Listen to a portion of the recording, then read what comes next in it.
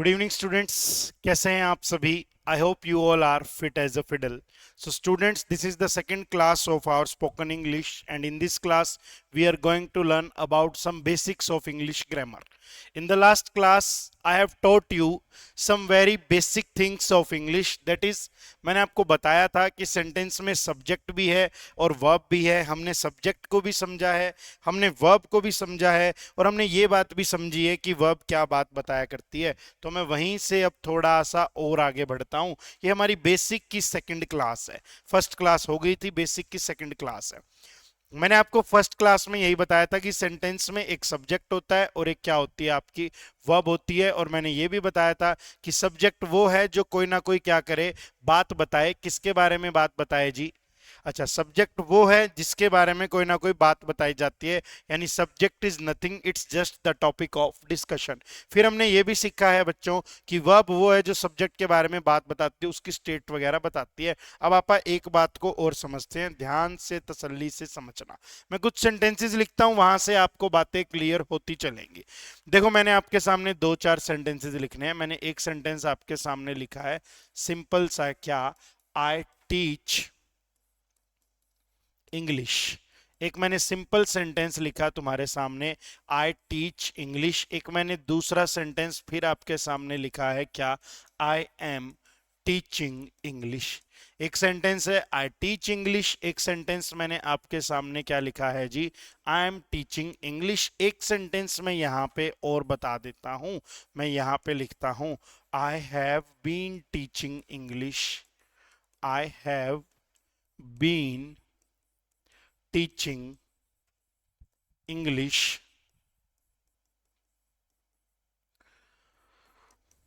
for 2 hours. मैं कब से इंग्लिश पढ़ा रहा हूं जी? मैं 2 घंटों से पिछले इंग्लिश आपको पढ़ा रहा हूं. तो मैं आपको यहाँ पे एक सिंपल सी बात समझाना चाहता हूं, एक सिंपल सा मैसेज कन्वे करना चाहता हूं. हर सेंटेंस में बात किसकी हो रही है? आई की. यानी हर सेंटेंस में सब्जेक्ट कौन है जी? आई है. हर सेंटेंस में अगर मैं बात करूं वर्ब की, तो हर सेंटेंस में हमारी जो मेन वर्ब है, वो मेन वर्ब कौन है जी? टीच है. हर सेंटेंस में अगर मैं सब्जेक्ट की बात करूं तो आई है.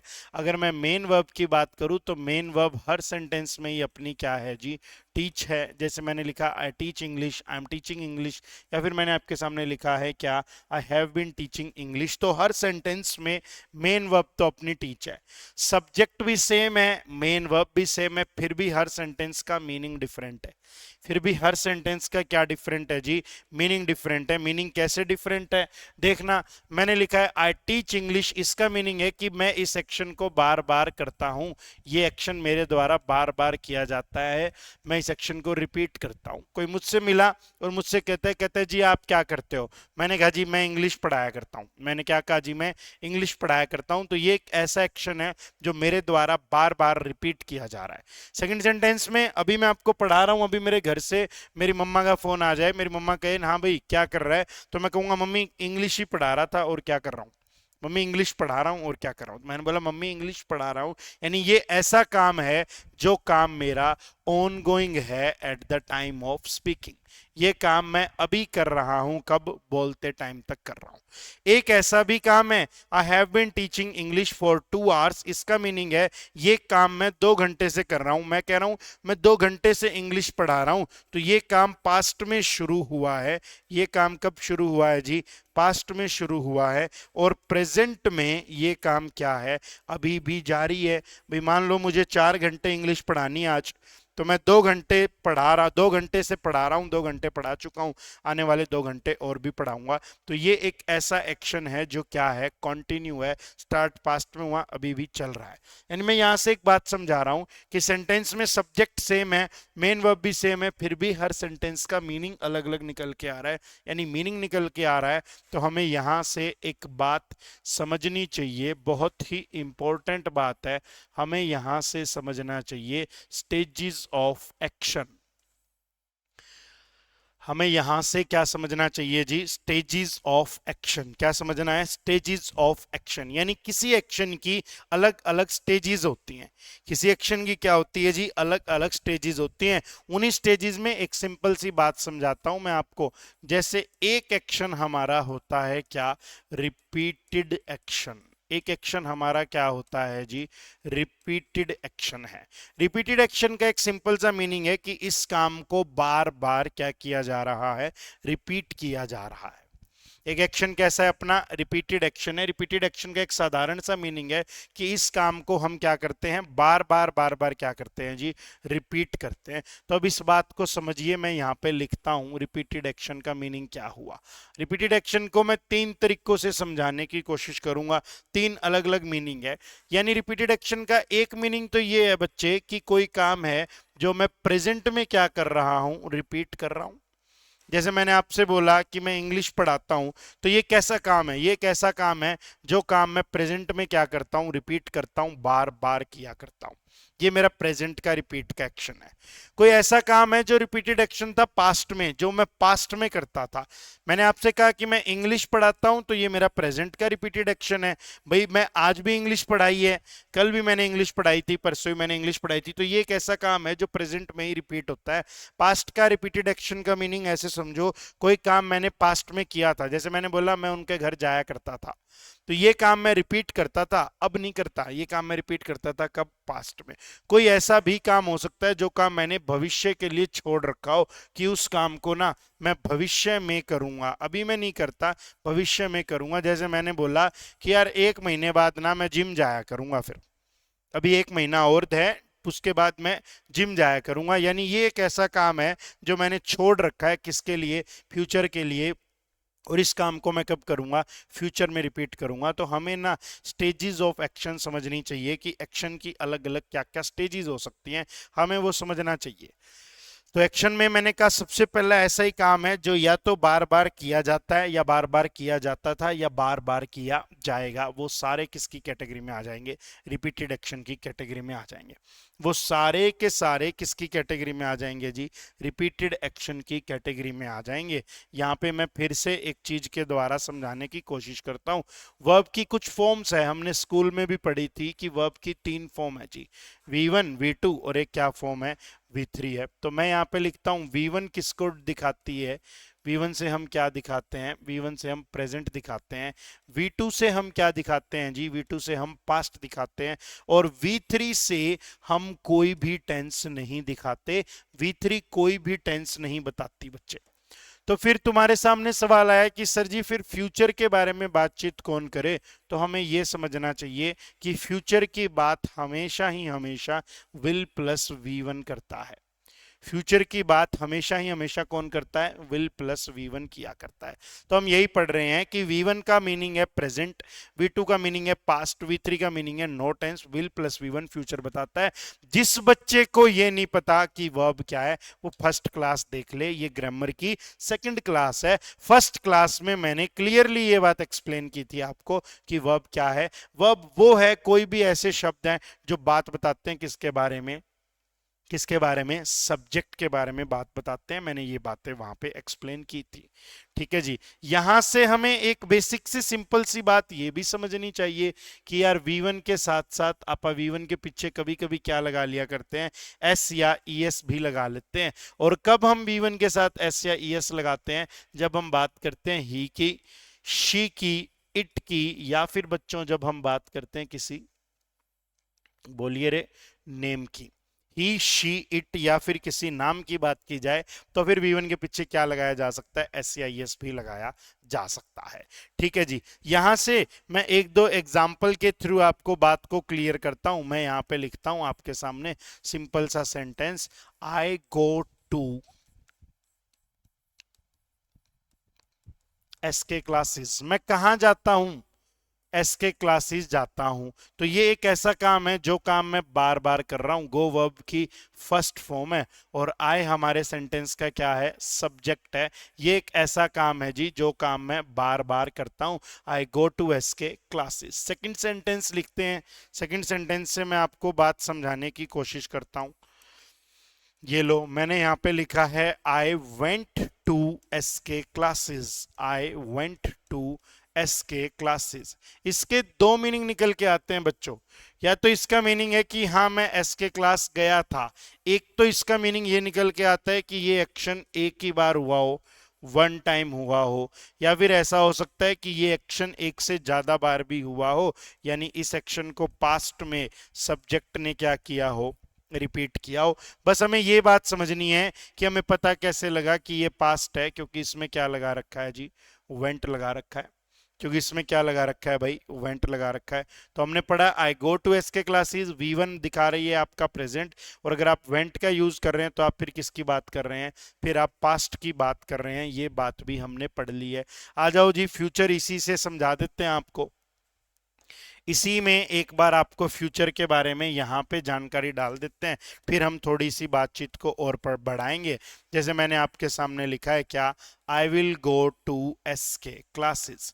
मैं कहाँ जाऊंगा जी, मैं एसके क्लासेस जाऊंगा। मैं कहाँ जाऊंगा, एसके क्लासेस जाऊंगा। अब ये कौन सा काम है, अब ये फ्यूचर का काम है जी। कब होएगा ये काम, अब फ्यूचर में होगा। अब ये कब का काम है जी, फ्यूचर का काम है। I will go to S K classes, ये फंडा है। क्लियर है। यहां से हम थोड़ा सा आगे और बढ़ें, हम हमारी डिस्कशन को थोड़ा सा और ज्यादा सिंप्लीफाई करते हैं। तो मैं एक बार यहां पे लिखता हूं बच्चों, वर्ब की फर्स्ट फॉर्म आपने लिखनी है, या फिर वर्ब की फर्स्ट फॉर्म के साथ एस या ईएस का यूज आपको कब करना है। तो इसका यूज आप तब करते हैं जब किसी काम को आप प्रेजेंट में बार बार क्या करते हैं, रिपीट करते हैं। पहला यूज तो यही है कि किसी एक्शन को हम प्रेजेंट में क्या करते हैं जी, रिपीट करते हैं। दूसरा यूज इसका क्या है, इसका दूसरा यूज ये है जी, कोई ऐसा काम है जो काम आप हर रोज करते हैं। अब हम हर रोज क्या काम करते हैं भाई, हर रोज हम सुबह उठते हैं, हर रोज हम चाय पीते हैं, हर रोज हम मॉर्निंग वॉक पे जाते हैं, न्यूज़पेपर पढ़ते हैं, है ना, हर रोज हम अपने ऑफिस आते हैं, काम करते हैं। कोई बच्चा गांव से आया है, शहर में रहता है, तो वो कहेगा हर रोज मैं मम्मा से बात करता हूँ। तो ये ऐसे एक्शंस है जो कोई पर्सन कब कर रहा है जी, हर रोज कर रहा है। तो प्रेजेंट में रिपीट कर रहा है, या फिर मैं बोल दूं क्या है वो, उसके डेली के एक्शंस है। या फिर कुछ ऐसे काम है जो हर रोज तो नहीं किए जा रहे, लेकिन हाँ एक फिक्स्ड इंटरवल के बाद किए जा रहे हैं, यानी वो एक्शन है आपके रूटीन के एक्शन। कैसे एक्शन है जी, रूटीन के एक्शन। जैसे मैं एग्जाम्पल्स भी लिखता हूं, थोड़ी सी बातें तुम्हें और अच्छे से क्लियर हो जाएंगी एग्जाम्पल्स को देख के। मैंने यहाँ पे आपके सामने लिखा है डेली के एक्शन में, मैंने आपके सामने एक एग्जाम्पल लिखा है, क्या डेली का ही एक्शन है ये मेरा, आई हेल्प माई मोम। आई किसकी मदद करता है जी, मम्मी की मदद करता है।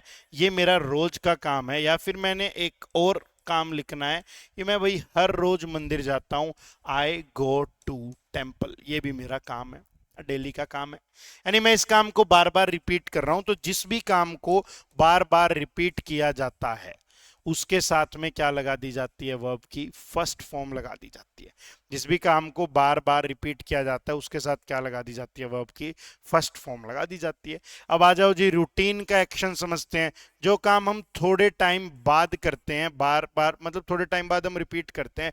जैसे मुझे यहाँ पे एग्जाम्पल के तौर पे आपके सामने लिखना है क्या, I drink a glass of water, I drink a glass of water after every 20 minutes। Her 20 minute के बाद मैं क्या करता हूं जी, एक गिलास पानी पी लेता हूं। तो ये भी मेरा कैसा काम है, रिपीट तो मैं इस काम को कर रहा हूं, बार बार कर रहा हूं। I drink a glass of water after every 20 minutes, लेकिन इस काम को भी एक फिक्स्ड इंटरवल के बाद रिपीट किया जा रहा है। ऐसे ही रिपीट नहीं हो रहा है ये काम। ये काम कब रिपीट हो रहा है जी, एक फिक्स इंटरवल के बाद रिपीट हो रहा है। हर 20 मिनट बाद एक गिलास पानी पिया जाता है। या फिर मैंने यहीं पे एक आधा और एग्जांपल दे देता हूं। जैसे मैंने लिखा कि हर संडे को ना, मैं हर संडे को अपनी मम्मी से बात करता हूं जी, I talk to my mother every Sunday. कब बात करता हूं मम्मा से, हर संडे को बात करता हूं। I talk to my mother every Sunday. तो ये भी मेरा वही वाला काम है जी, ये भी मेरा कैसा काम है जी, रूटीन का काम है। तो हमें ये बात समझनी चाहिए, तसल्ली से हमें इस बात को समझना चाहिए कि कुछ काम ऐसे हैं जो आप क्या करते हैं, प्रेजेंट में रिपीट करते हैं। यानी कुछ आपके डेली के एक्शंस होते हैं, कुछ आपके कैसे एक्शंस होते हैं जी, रूटीन के एक्शंस होते हैं। इसके अलावा भाई कुछ आपकी प्रेजेंट की हॉबीज होती हैं, कुछ आपके प्रेजेंट की क्या होती हैं जी, हॉबीज होती हैं। प्रेजेंट की क्या होती हैं, आपकी हॉबीज होती हैं। तो जो आपकी प्रेजेंट की हॉबी है, उस काम को भी आप क्या करते हो, फिर रिपीट करते हो बार बार। जैसे आपने बोला कि मैं हॉलीवुड मूवीज देखता हूं, मुझे हॉलीवुड मूवीज देखने का शौक है, तो आपने यूज किया क्या, आई वॉच हॉलीवुड मूवीज। तो आपने क्या यूज किया जी, I watch Hollywood movies, I watch Hollywood movies, ये भी यूज किया जाता है। या फिर और कोई आपका शौक है, तो मैं यहाँ पे लिखता हूँ, किसी बच्चे ने बताया कि मुझे ना स्केच बनाने का शौक है, तो उस बच्चे ने लिख के दिया मुझे क्या, आई ड्रॉ स्केचेस। किस चीज का शौक है जी, इसको स्केच बनाने का शौक है, आई ड्रॉ स्केचेस। 2 मिनट आप इस चीज को रिवाइज करो।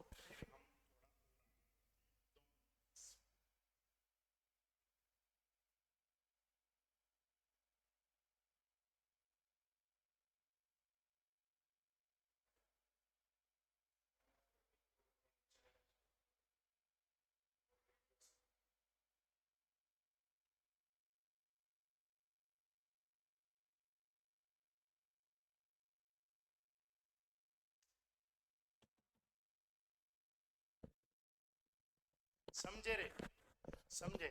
आई वॉच हॉलीवुड मूवीज, तो ये भी मेरी क्या है, हॉबी है। अब ऐसा तो नहीं है कि मैं एक ही बार देखता हूँ, मैं बार बार देखता हूँ।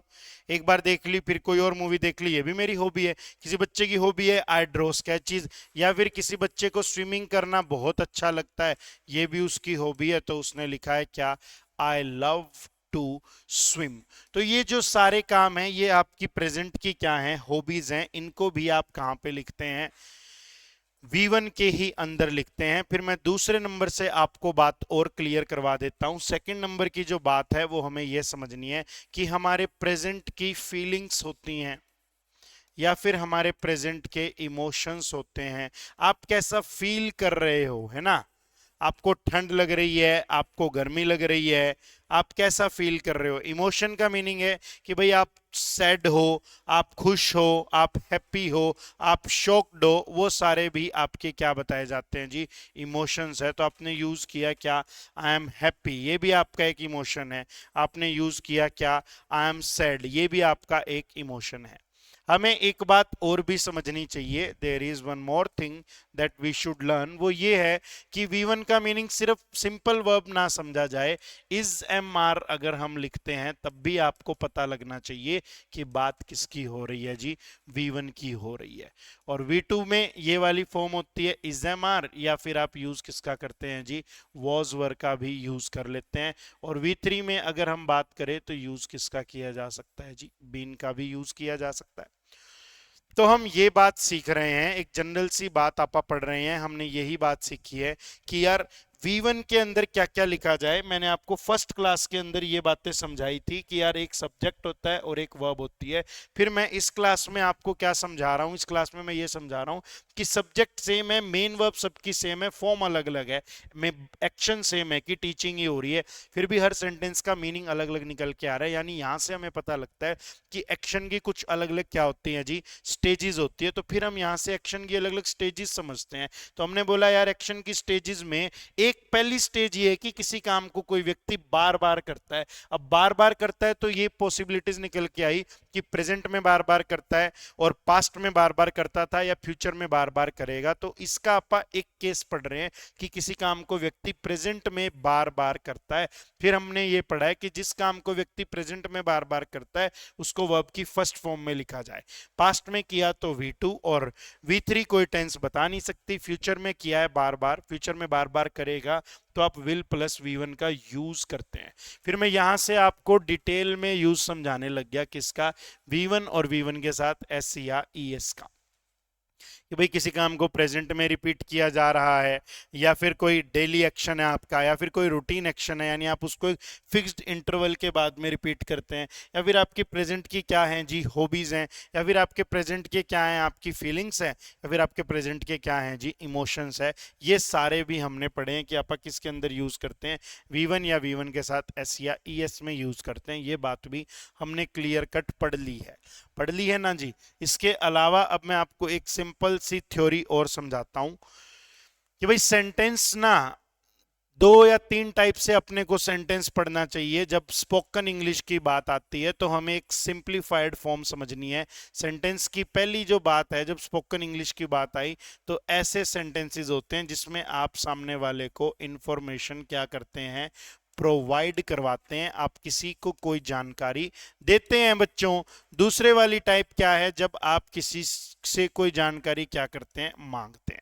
तो अगर स्पोकन इंग्लिश की बात आती है, when it comes to spoken English, then there is no need to learn the detailed explanation of sentences like simple sentence, complex sentence, compound sentence. No, we should learn simply two forms of sentences. The first form is when we provide information to the speaker, and the second form is when we ask or demand information from someone about something. जब हम किसी से जानकारी मांगे या हम किसी से जानकारी दे दें।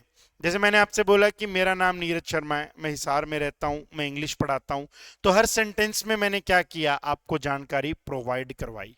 और अगर मैंने आपसे पूछा कि आप क्या करते हैं, आप कहाँ से हैं, आपके परिवार में कौन कौन है, तो हर सेंटेंस में आपने सामने वाले से क्या करी, जानकारी मांगी है। तो या तो आप जानकारी दे सकते हैं किसी को, या आप किसी से जानकारी मांग भी सकते हैं। और इंफॉर्मेशन प्रोवाइड करवाई है तो भी दो प्रकार के सेंटेंसेस बनाए जा सकते हैं, पॉजिटिव और नेगेटिव। पॉजिटिव का मीनिंग वो है जिसमें आपने इंफॉर्मेशन प्रोवाइड करवाई है। जैसे मैंने बोला मेरा नाम नीरज शर्मा है, मैं हिसार में रहता हूं, मैं इंग्लिश पढ़ाता हूं, तो हर सेंटेंस में मैंने आपको एक पॉजिटिव इंफॉर्मेशन प्रोवाइड करवाई है। नेगेटिव का मीनिंग ये है, जैसे मैंने आपसे बोला कि मैं स्मोकिंग नहीं करता, मैं फिल्में नहीं देखता, है ना, मुझे मुझे यार दोस्तों के साथ घूमने का शौक नहीं है, तो एक बार पॉजिटिव जानकारी दे रहे हो, या फिर आप चाहो तो आप कौन सी जानकारी दे सकते हो जी, नेगेटिव जानकारी भी आप दे सकते हो। फिर आई इंफॉर्मेशन डिमांड करने की बारी, तो ये भी एक जनरल बात है, आप पॉजिटिव जानकारी भी डिमांड कर सकते हैं और आप नेगेटिव जानकारी भी डिमांड कर सकते हैं।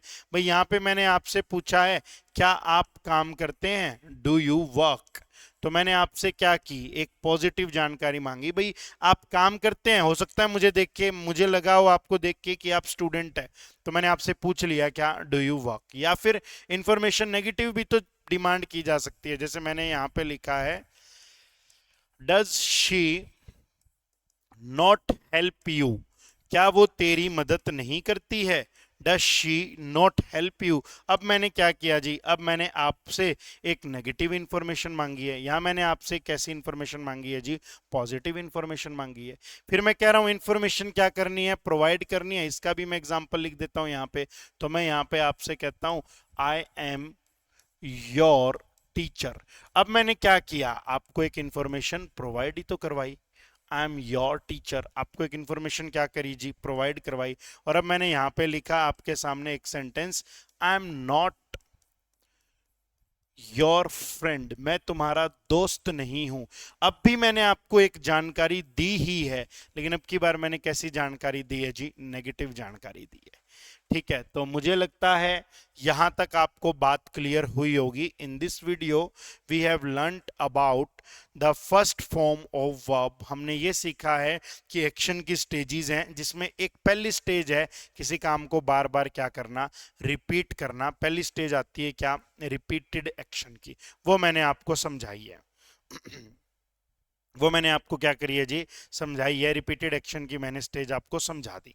फिर इसमें मैंने ये वाली बात भी बताई कि वर्ब की फर्स्ट फॉर्म का क्या यूज होता है और कौन से एक्शंस लिखे जाते हैं। और अभी लास्ट में हमने एक बेसिक सी बात ये भी पढ़ी है कि इंफॉर्मेशन प्रोवाइड कैसे करवाई जाती है, इंफॉर्मेशन डिमांड कैसे की जाती है।